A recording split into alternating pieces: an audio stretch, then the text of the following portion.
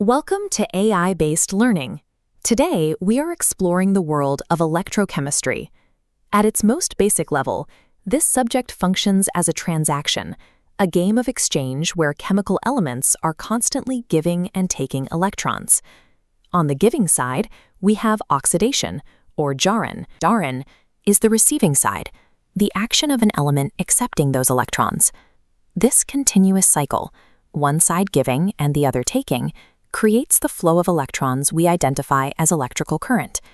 These electron transactions occur at specific physical locations called electrodes, or torridoire. The anode is the designated electrode where oxidation always occurs. It is the site where electrons are pushed out into the circuit. Conversely, the cathode is the electrode where reduction always happens. Electrons are pulled in here.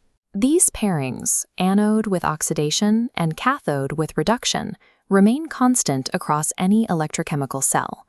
Memorizing these two fixed locations allows you to map the internal behavior of a battery or a chemical cell with accuracy.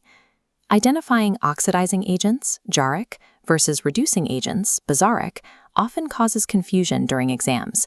You can use a simple Bengali memory trick to keep them straight. Jagroto biddan. The first word, jagroto, breaks down easily. Ja stands for Jarek, the oxidizing agent, and groto reminds us of grohan, the act of accepting electrons.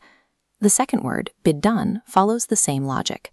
B stands for Bazarek, the reducing agent, and dan stands for dan, the act of donating electrons. Internalizing this phrase provides a reliable way to identify these agents without relying on complex definitions.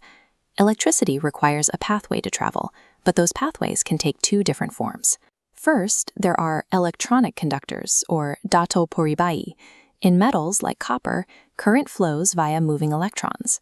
Then there are electrolytic conductors, or torit bislesho poribai. In these solutions, current travels via positive and negative ions rather than free electrons. A working battery requires both, solid wires for the electrons to travel, and liquid solutions for the ions to move. We can use these concepts to calculate the total power output of a battery.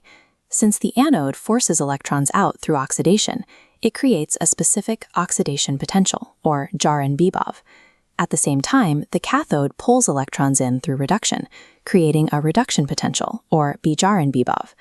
The total power of the cell, or E cell, is simply the sum of these two potentials. By adding the push from the anode to the pull from the cathode, you find the total voltage. Every calculation in this chapter leads back to the same exchange, one side releasing electrons, the other side accepting them.